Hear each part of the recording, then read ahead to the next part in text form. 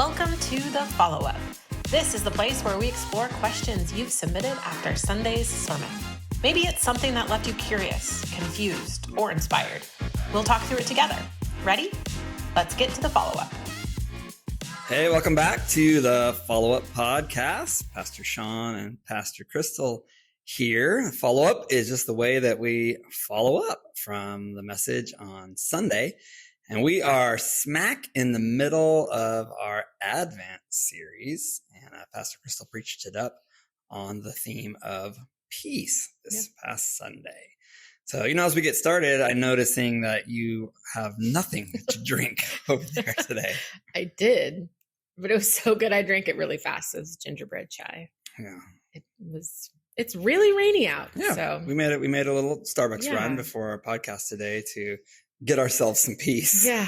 So I've still got mine, my earthly peace, my large Americano with cream, and my holiday cup. Yeah, it's a good cup. The Starbucks version of peace. Yep.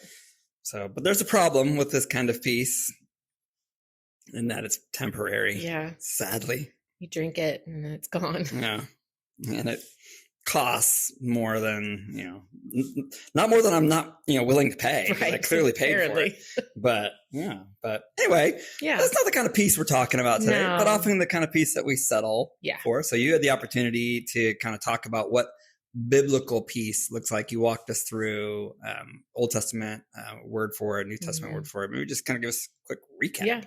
Yeah. So Old Testament word shalom, and New Testament word Irene or Irene. And it means, I described it as like a rock or a stone that has no cracks or crevices in it. It's whole, it's complete. And this idea that true peace is wholeness, or true peace means that you are complete and that there's nothing broken or missing. And that's different than the kind of peace that we often experience here on earth. I think it points us to, when we experience moments of peace, right? Is in our coffee cups or, the quiet moments before the kids wake up or something like that. I think those help point us to, what true peace looks like, but it's not a full picture of it. Yeah. Yeah. As you were talking, just, we've got a couple of new babies around the church, right? And so whenever you was remembering when my kids were babies and like right after you had fed them and they're like in a milk coma, like just this, that's like this like closest I can think of to like this sense of like contentment and satisfaction and wholeness. Like they have no other needs. Yeah. Their needs are fully met. Yeah. Yeah. It's like a good picture of maybe kind of what that longing, I think that we all hope for in that piece. And so Isaiah says, that Jesus is the Prince of Peace. When we start reading through the Gospels, like in John, when Jesus says, my peace I give you, I do not give to you as the world gives.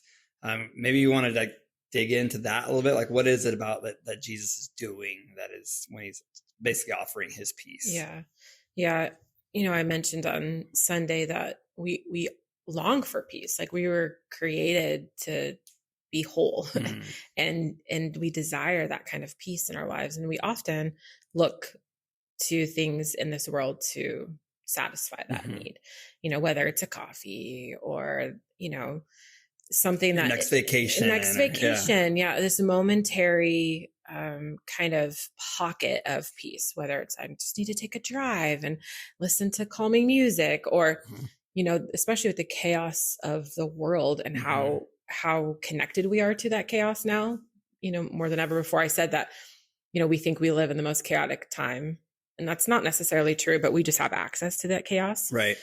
And so we're looking for things to bring us peace. And just like the coffee will eventually be gone, you drink the cup and it's done and you move on, you get back from your vacation, life still happens. And then again, we're like, oh no, now I need to find something else to bring me peace again. And Jesus is saying, I'm offering something different to you. I'm offering you this wholeness, this whole, all of you can be whole and healed and complete in me. And that is for now and for eternity. Yeah. I was thinking about like, the whole Advent season, we've talked about hope, right? And talk about peace. We'll talk about joy next week. And that all of these like themes are anchored in a future reality. Yeah. Like we experience them now, but we don't experience them in their fullness now, right? So like, so you talked a little bit about kind of living in this tension of holding both those things. Let's dig into that maybe just a little bit more. Like, I know Jesus can give me peace, right? But I don't feel at peace. Like the circumstances of my life are, whether it's like, hey, I'm waiting on, a diagnosis, or my kids aren't, following Jesus like I hope they would, or, there could be a million different things that would potentially diminish or steal our peace. What do we do with that? I think it's important to remember that, again, when we're talking about peace, it doesn't necessarily mean a feeling. So we can hold on to the peace of Christ while still feeling anxious about things, while still feeling unsure. Just as hope is an anchor for our soul, peace is a person. And so I think we just have to really be intentional about recognizing that. I shared a story on Sunday about experience I had where, I had to really decide if I could imagine that Jesus was with me in the middle of something that was really chaotic and difficult. And I don't remember feeling like relieved from the trauma of it, but I could hold on to the reality that I believe Jesus was with me in it. It might not have changed. I still went to therapy. I still, took steps to have healing in other ways. And it still causes I still have feelings come up when I think about it, and I could sense those and think, well, that doesn't feel very peaceful when I'm thinking about what happened. But if I can hold that and go, but I do believe Jesus is with me. He is my peace. He is the person of peace, the Prince of Peace. And knowing that might not always feel some certain way in my body, but it is a reality. And one day I will not feel any of these other feelings. One day all of that will go away, and then I'll have the fullness of just his presence. I was thinking about like the contrast between maybe like Eastern philosophy and this idea of inner peace. Right. Where, and I'm like, my personality is kind of wired in such a way. So if you're familiar with the Enneagram, Enneagram 9, and like my whole like compass is like inner peace. Right. And so like, how do I experience that? And realizing that the Christian life is often one of struggle and often one of constant like growing. And so there isn't a lot of inner peace, it's just butterflies and green meadows, right? And water and things like that, which I often long for and substitute like for real peace.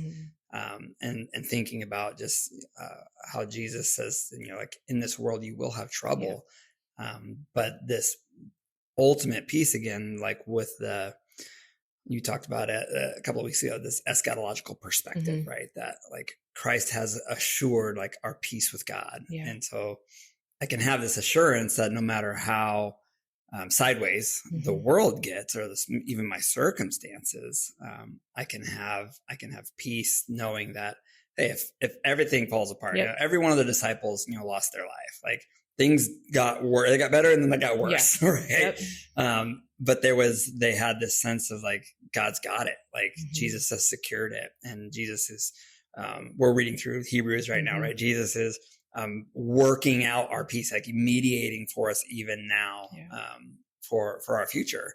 And so there's a sense of rest that comes from the recognition that he is our peace, right? And that is an unshakable peace, an unshakable part of what it looks like to live the Christian life, and keeping our feet pointed towards Jesus, is I can lean into struggle because it's not the absence of struggle, right? It's not the absence of pain. It's not the absence of continuing to strive to grow or just to catch a break, right? I mean, I think those things are necessary sometimes, and like our Sabbath rest and those practices that lead us into that. But for me, and I have to remind myself that when the Bible talks about peace, it's about my wholeness. Yep. And my wholeness sometimes requires work. It requires discipline. It Yep. requires me like leaning into the practices and partnering with the Spirit to work that out in me, so that I become more and more wholehearted, to, use one of our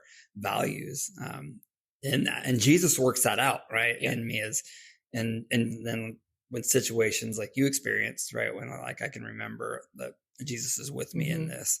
And therefore there is a sense of, we might not call it peace because but maybe assuredness or comfort or presence is probably just the right word, that I know he's there, right? As bad as it gets. Yeah. I mean, if the honest truth is, if everything was just peaceful and great all the time, then we wouldn't really need to rely on God. I would not be going to prayer the way that I go to prayer when my life feels chaotic. I would not be digging into the scripture like we think we might, right? Oh, I'm sure I'd still, find myself in dependence in prayer. And why would I need a Sabbath? Why would I need to? And so there is that reality too. It's like, this is the process of becoming like Jesus, is these practices that help us on this journey. And if you've experienced something that's not very peaceful in your life, you're quick to prayer. Yeah. You're quick to scripture. You're quick to carve out time. And so there is that reality to this is an opportunity for us to practice dependence. Yeah. I don't like flying. I get really anxious when I fly. But I had to get to a point where I was like, look, if this just goes down, I don't mean to be morbid, but like, if this goes down, like, this isn't the end, right? Like God's got this. Yeah. And, I might not have ever feel this inner calm when I'm flying, but I have an assurance that what happens on the other side of this is not the end. And again, this idea that, like you said, there's more to this life and story. And while we're here, we learn to lean on him and his presence to walk us through those things. Yeah, it's both like thinking about it in terms of a theological reality that Jesus has secured our peace with God through his death and resurrection. Yeah. Right? We can have, our sins can be forgiven, we can be made whole. And in that sense, this is one of the great things about our theological tradition. It talks about this wholeness that can happen because of what the Spirit does in us and what Christ has accomplished. So theological reality. And then the practical reality of that's more of the already, but not yet, right? We're still in the midst of like struggle and hardship, and we can hold on to the theological reality in the midst of the not yet of the practical reality. Yeah. And I think that's the challenge, right? Of like this idea of leaning into Jesus, dependence on Jesus, like you were talking about. That helps us to be people of peace in the world when the world's going crazy or when everybody's angry, when things are not as they should be. Like, how do we trust the Spirit to, the Bible talks about blessed are the peacemakers, right? How do we trust the Spirit to help us be people of peace in those spaces? Yeah. And it doesn't mean that, everything's all calm and good. And, peacemakers often like cause conflict, and say hard things so that things can move forward. But how do we be those kind of people in those spaces? Like, so that's like the practical practice of peace, right? Like that's the way it gets lived out of us, I think, as we follow Jesus in the world is can we step into hard situations? Can we have hard conversations and still have this sense of rootedness and groundedness that, if this doesn't work out, it doesn't, the Prince of Peace is still on the throne, right? He's still in control, and we can lean in to those spaces and be peacemakers in the world. Yeah, that was part of the, I had a whole another 25 minutes that I wanted to talk through on Sunday about, okay, what does that mean if we have this kind of peace? I alluded to it, but we bring this shalom, this peace to the world. That's part of what we're meant and called to do, is to be peacemakers. And so it's not just about us, we have to enter a world that is chaotic and be peacemakers and bring peace. Jesus modeled that, in the midst of chaos and tension, as he wasn't just born into chaos. He lived in chaos and died in chaos. And he was always a peacemaker. It did look a little different at times in terms of what we might say was peaceful, but that's our responsibility. And now more than ever. And when I think about Jesus came to be peace on earth. And we think, how in the world could earth be peaceful? But when we are all living as peacekeepers and his shalom is made real one day, it all will be peaceful. It will all be whole. Yeah. And we work towards that now. We do our part now to work towards that reality. Yeah. And it's just, again, like kind of just reminds me again of I may not feel that peace while we work towards that reality. I think even in our role as pastors, we have to step into situations and step into conflict, and where it's like, man, I don't like, everything inside me is like, I don't want to go have that conversation. Right. No, like thanks. Not feeling a lot of peace. And yet that then fosters a space where we can experience the peace of Christ in those spaces. And be people of peace. So it's a huge subject to dig into, and throughout the scriptures. I'm even like, we don't have time to talk about it, but even when Jesus says, I did not come to bring peace, but a sword. Like, what is that? Wait a minute. Like, took a hard ride on me here. What does that mean? And so the idea of biblical peace, this primary idea of wholeness, I think is what Jesus is working out for us on our behalf, what he's already achieved, and what he continues to work out when one day, again, this eschatological reality, when all is made right.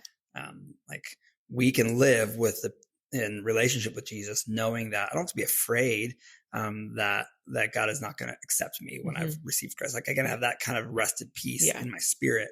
And so that peace we can find assurance for in this world.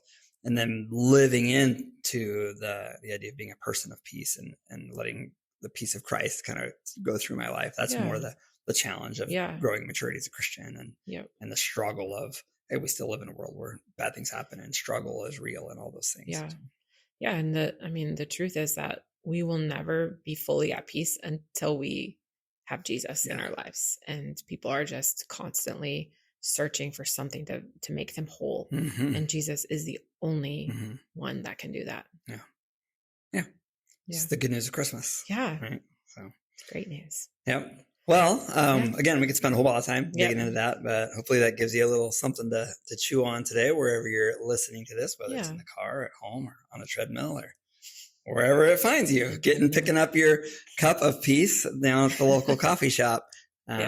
So join us next week. We'll have another one on joy. Yeah. Have a good time. Yeah. Have a great week. See you later. That's a wrap for today. Stay curious, and we'll see you next week.